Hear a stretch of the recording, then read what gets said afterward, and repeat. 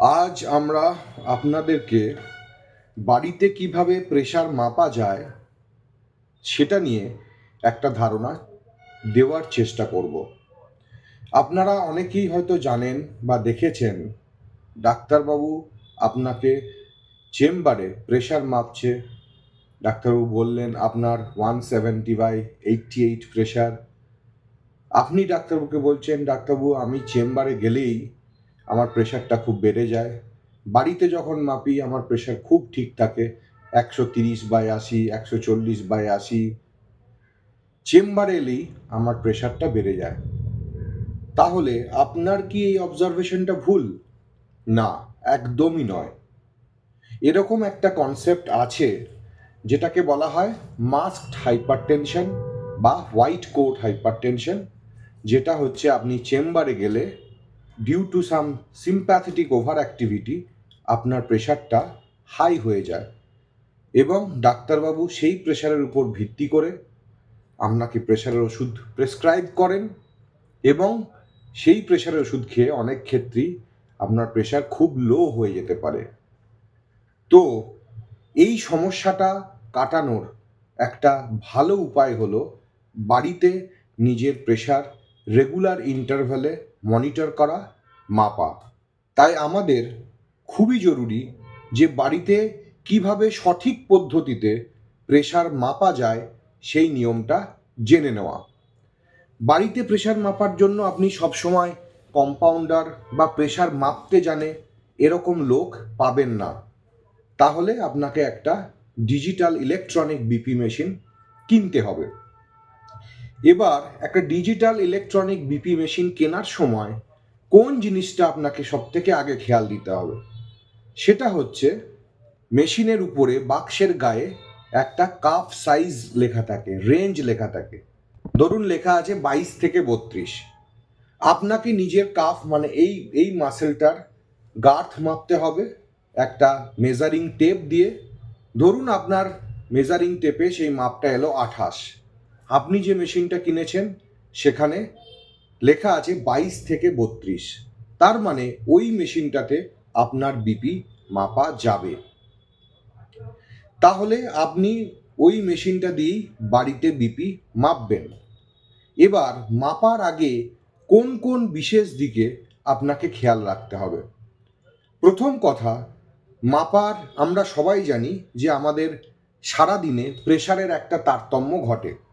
ধরুন সকালের দিকে আর্লি মর্নিংয়ে প্রেশার একটু বেশি থাকে, যেটাকে বলা হয় early morning surge of hypertension BP.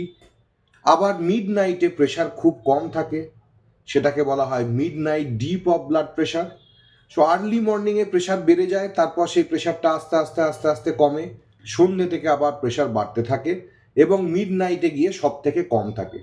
তো এইটাকে বলা হয় ডায়ারনাল ভেরিয়েশন অফ ব্লাড প্রেশার। এটা সবার লাইফেই ঘটে, সবার জীবনেই ঘটে এবং একটা সার্টেন রেঞ্জ অবধি সেটা নর্মাল, সেটা স্বাভাবিক। সুতরাং আমরা যখন বাড়িতে প্রেশার মাপবো একটা অ্যাভারেজ প্রেশার মাপতে হবে। সেই জন্য উচিত একই দিনে আপনি সকালবেলা একবার প্রেশারটা মাপলেন, সন্ধেবেলা একবার মাপলেন এবং সেই দুটোর গড় করলেন এবং সেটাই হচ্ছে আপনার প্রেশার হিসাবে আপনি ধার্য করলেন। এবার মাপার আগে কি কি সতর্কতা আপনাকে অবলম্বন করতে হবে?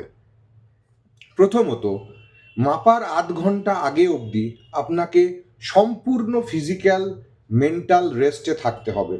কোনো রকম ঝামেলা অশান্তি বাড়িতে করা যাবে না, পরিশ্রম এক্সারসাইজ করে এসে সঙ্গে সঙ্গে প্রেশার মাপা যাবে না। তাহলে আধ ঘন্টা সম্পূর্ণ ফিজিক্যাল এবং মেন্টাল রেস্টে থাকতে হবে। ওই আধ ঘন্টায় আপনি ধূম্রপান করবেন না, ওই আধ ঘন্টায় কোনো চা বা কফি জাতীয় কোনো পানীয় সেবন করবেন না, অ্যালকোহল প্রোডাক্ট কোনো কিছু নেবেন না। এবং লাস্ট 5 মিনিট মানে প্রেশার মাপার জাস্ট আগের 5 মিনিট আপনাকে চুপচাপ শান্তভাবে একটা চেয়ারের উপর বসতে হবে।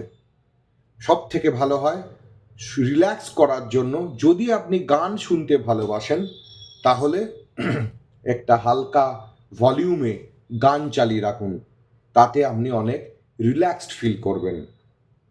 এবার প্রেশার কোথায় মাপবেন?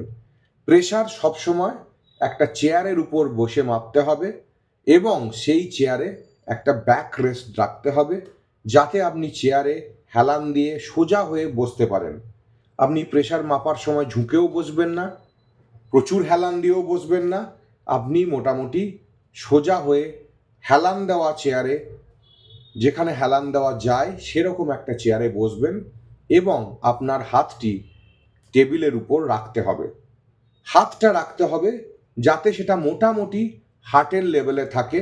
আপনার প্রেশারের মেশিনটাকে হার্টের লেভেলে রাখতে হবে। তার উপরে বা নিচে, হাতটা উপরে বা নিচে তুলে নিচে রেখে প্রেশার মাপা যাবে না, তাহলে ফলস রিডিং দেবে। আপনি বেশি উপরে তুলে প্রেশার মাপলে প্রেশার কম দেখাবে, বেশি হাত ঝুলিয়ে প্রেশার মাপলে প্রেশার বেশি দেখাতে পারে। সুতরাং হার্ট এবং প্রেশারের মেশিনটাকে আপনাকে হার্টের লেভেলে রাখতে হবে। আপনি সবসময় লুজ ফিটিংস জামা কাপড় পরবেন। ইউজুয়ালি ফুল শার্ট পরবেন না প্রেশার মাপার আগে। চেষ্টা করবেন হাফ শার্ট বা স্লিভলেস কোনো পোশাক পরতে, যাতে সেই জামাটা হাফ শার্ট হলেও তাকে ইজিলি হাতের উপর তুলে দেওয়া যায়। হাতে কোনো মাদুলি বা কার থাকবে না, কোনো বালা থাকবে না, যেটা কিনা খুব টাইট। কারণ খুব টাইট মাদুলি বা বালা থাকলে সেটা আপনার প্রেশারকে বাড়িয়ে দিতে পারে। এবার আপনি প্রেশার ইউজুয়ালি ডান হাতেই মাপবেন, তবে ডান হাত বাঁ হাত দুটোই ইউজ করা যায়। দুটোর মধ্যে প্রেশারের তারতম্য কখনোই 10-15-র বেশি হয় না। যদি দুটোর মধ্যে প্রেশারের তারতম্য 10-15-র বেশি হয়, তাহলে আপনাকে ডাক্তারবাবুর সাথে কনসাল্ট করতে হবে। কোনো প্যাথোলজি আপনার থাকলেও থাকতে পারে। প্রেশার শুয়ে মাপবেন না, দাঁড়িয়ে মাপবেন না। আপনি বাড়িতে যখনই মাপবেন, একটা চেয়ারের উপর বসে, যে চেয়ারের একটা ব্যাক রেস্ট আছে সেখানে সোজাভাবে হেলান দিয়ে রিল্যাক্সড অবস্থায় বসে প্রেশার মাপবেন। প্রেশার মাপার সময় আপনি পা দুটোকে দোলাবেন না বা নাড়াবেন না। পা দুটোকে পাশাপাশি স্থিরভাবে রাখবেন, পা দুটো যেন মাটি টাচ করে থাকে। একটা পায়ের উপর আর একটা পা তুলে দেবেন না, তাতেও প্রেশার ফলসভাবে বাড়তে পারে। এই সতর্কতাগুলো অবলম্বন করলে আমরা খুব সহজে ব্লাড প্রেশার মাপতে পারি। এবং আপনি একটা ডায়েরি মেনটেন করুন। সপ্তাহে একদিন কোনো একটা স্পেসিফিক ডেতে দিনে 2বার করে প্রেশার মাপুন এবং সেই প্রেশারের অ্যাভারেজটা ডায়েরিতে লিখে রেখে দিন। যখন আপনি ডাক্তারবাবুর কাছে যাবেন, ওনাকে সেই ডায়েরিটা দেখাবেন, তাহলে ওনার পক্ষেও ডিসিশন নিতে সুবিধা হবে। আমার মনে হয় এই ধারণাটা আমি যেটা আজকে আপনাদেরকে দিলাম, এটা আপনাদের কাজে লাগবে, আপনাদের মনের অনেক কনফিউশন দূর করবে। যদি আপনার ভিডিওটা ভালো লেগে থাকে, তাহলে লাইক বা শেয়ার করতে ভুলবেন না। নমস্কার।